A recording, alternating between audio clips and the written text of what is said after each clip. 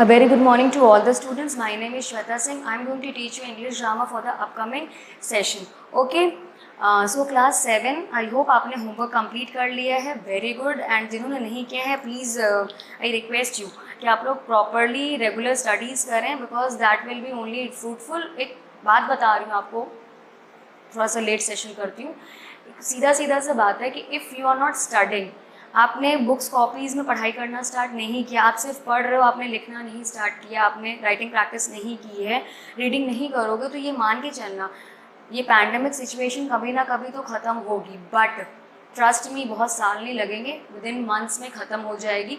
But उसके बाद आपको बहुत ज़्यादा हार्डवर्क करना पड़ेगा क्योंकि आप बहुत चीज़ें भूल जाओगे. आप 6-7 महीने बिल्कुल फ्री हो जाओगे. किसी स्ट्रिक्टनेस, आपको टीचर आपको डांट नहीं रही, टीचर की डांट और मार से अगर आप लोग पढ़ाई कर रहे हो तो आई वुड रादर रिक्वेस्ट कि आप लोग प्लीज़ थोड़ा सा अटेंटिव हो जाओ, थोड़े से सीरियस हो जाओ.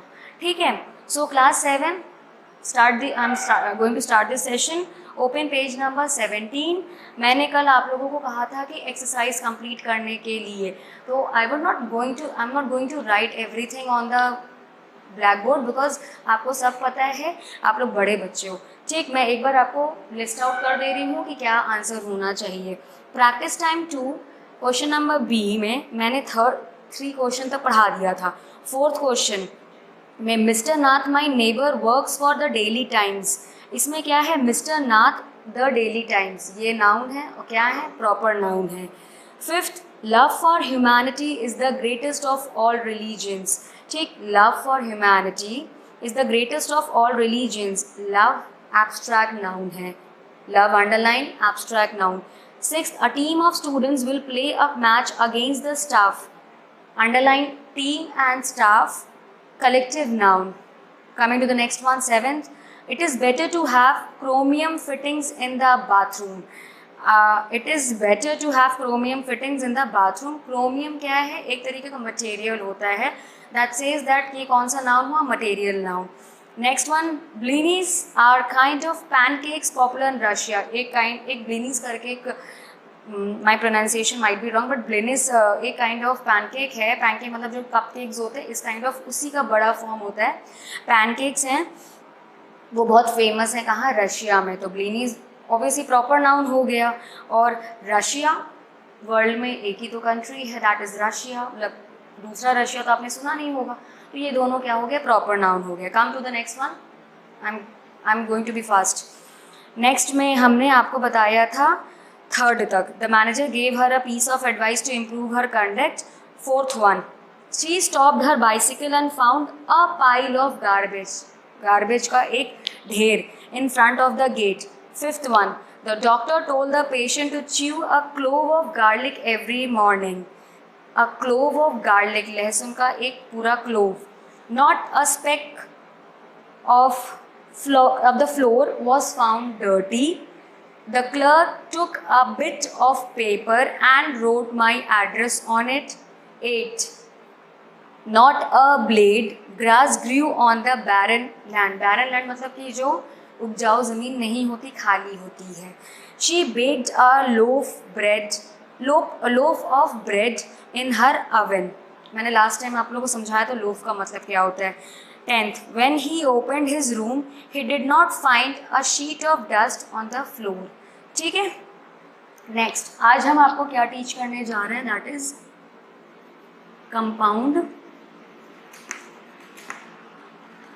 Nouns. Very important, listen it carefully. Open page number 17. Compound nouns आपको हेडिंग दिख रही है. I am going to read it. See, compound nouns are multi-word nouns and they are often formed with the help of hyphens. मतलब कि एक से ज़्यादा words, but natural 2 words को कंबाइन करके with the help of hyphen. Hyphen means ये symbol. Hyphen word से combine किया जाएगा तो उसको हम लोग कहते हैं कंपाउंड नाउन्स. ठीक है.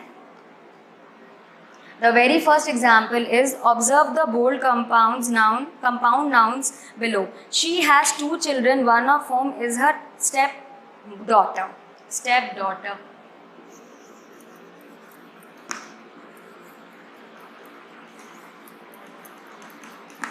Stepdaughter. Stepdaughter का मतलब होता है कि सौतेला आप लोग समझ दोगे, इसका हिंदी में आपको बता रही हूँ कि सौतेला बेटा या बेटी, तो मीनिंग आप लोग पता होगी। स्टेप डॉटर मतलब कि स्टेप डॉटर दो वर्ड्स हैं, स्टेप अलग है डॉटर अलग है, दोनों का हमने कंबाइन किया तो क्या बना, स्टेप डॉटर।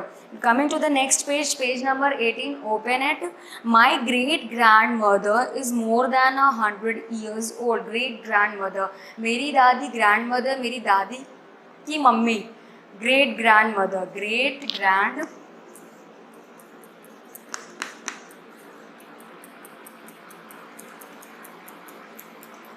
ग्रैंड मदर, दो वर्ड्स कंबाइन किया, कंपाउंड वर्ड्स बन गए। Come to page number 18, that's why I request to students की बुक्स परचेज कर लो, बिकॉज मैम पूरी बुक तो यहाँ पे लिख नहीं सकती। So to be very honest, हाँ 5 minute sir, to be very honest, आप लोगों को बुक्स जब तक हम रीड करेंगे तभी आप लोगों को प्रॉपरली क्लियर आउट होगा, समझ में आएगा, ठीक है। The C part is the vice chancellor of the university has resigned. एक यूनिवर्सिटी है जहाँ पे आप लोग 12th के बाद पढ़ाई करते हो, वहाँ पे वेरियस काइंड ऑफ हेड्स है, जैसे हमारे स्कूल में मैनेजर सर हैं, फिर प्रिंसिपल सर हैं, फिर इंचार्ज हैं, तो ऐसे वहाँ पे एक पोस्ट होती है वाइस चांसलर की। वहाँ पे क्या होता है कि वो उन्होंने क्या किया, रिज़ाइन किया, vice chancellor, vice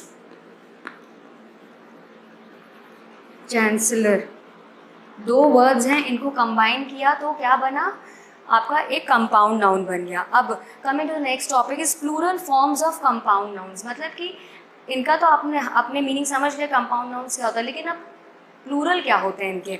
see the first one is by adding an S at the end. मतलब कि स्टेप सन, सौतेला बेटा, तो स्टेप सन का क्या होगा, स्टेप सन्स होगा, ये होंगे, ठीक। नेक्स्ट वाइस चांसलर जो मैंने बोला है, इसका क्या होगा, एक वाइस चांसलर तो वाइस चांसलर, बट दो हो गए, तो यहाँ वाइस के में वाइसेस नहीं करना है, यहाँ पे चांसलर्स में यहाँ पे एस आपको पुट डाउन करना है, ठीक। Next by adding an S to the head noun.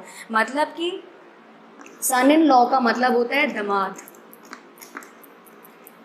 Sun in law का मतलब होता है दामाद, दामाद का मतलब होता है आपकी बेटी है, बेटी के जो हस्बैंड होते हैं उनको हम लोग कहते हैं सन इन लॉ। लेकिन किसी के 2 बेटियां हैं, किसी की, बट नेचुरल सी बात है, किसी की 2 है, किसी की 4 है, तो बहुत सारे दामाद हो जाएंगे, तो उन बहुत सारे दामाद को क्या बोलेंगे, सन्स इन लॉ। यहाँ पे ऐसा होगा, ये नहीं कि यहाँ पे लो, नहीं यहाँ नहीं होगा, सन्स इन लॉ, क्योंकि बहुत सारे दामाद हैं यहाँ पे, लॉज में आपको कोई मतलब नहीं है, सन से मतलब है, ठीक है। Third one is by adding an S to the head noun with a preposition. मतलब कि आपको एक एस तो लगाना ही है, बट आपको एक प्रीपोजिशन भी साथ में ऐड ऑन करना। पासर बाई, रोड में बहुत लोग, रोड में बहुत लोग चलते हैं, जो आपसे पास करते हैं उनको हम पासर बाई कहते हैं। तो एक चले तो ठीक है पासर बाई, लेकिन जब बहुत सारे होंगे तो उनको हम लोग बोलेंगे पासस बाई। ये आपका प्रीपोजिशन लग गया और यहाँ पे एस लग गया। Is it clear? The next one by using plural form for both the parts. मतलब कि दोनों पार्ट्स के लिए आपको, जब ऑब्वियसली बात है कंपाउंड नाउन्स मतलब 2 वर्ड्स यूज हो रहे हैं, तो दोनों में आपको प्लूरल हो जाना is the fourth form. For example women doctors, doctor, जैसे ये सिंगुलर है तो वुमेन है, लेकिन हमने इसमें प्लूरल कर दिया और इसमें भी प्लूरल कर दिया, तो ये दोनों क्या हो गए, प्लूरल हो गए। तो ये हमारा plural forms of compound nouns हो गया है। So this is the end of the session. मैं आपको एक अब होमवर्क बता दे रही हूँ क्लास 7 कि आप लोगों को अपना चैप्टर पूरा रीड आउट करना है। ये कंपाउंड नाउन्स को बहुत ध्यान से देना है, पढ़ना है, रीड आउट करना है। पेज नंबर 18 में जितने भी वहाँ पे चार्ट पेपर्स बने हैं, जितने भी वहाँ पे टेबल फॉर्म्स में बने हैं, उनको प्रॉपरली आप लोग रीड आउट कर लीजिए, अच्छे से रीड आउट कर लीजिए, समझिए। एक एक वर्ड की मीनिंग नहीं समझ में आए, गूगल पर सर्च करिए, डिक्शनरी में सर्च करिए। एंड लास्ट सेशन में भी बोला था, अभी भी बोल रही हूँ, there is no foundation and no, आपको कोई मना नहीं कर रहा है कि नहीं आप लोग नहीं करोगे, आप लोग एक्सरसाइज आराम से अटेम्प्ट कर सकते हो प्रॉपरली। मैं आपकी हेल्प आउट करती रहूँगी, ठीक है। I hope you will study very good and meet you in this next session. Thank you.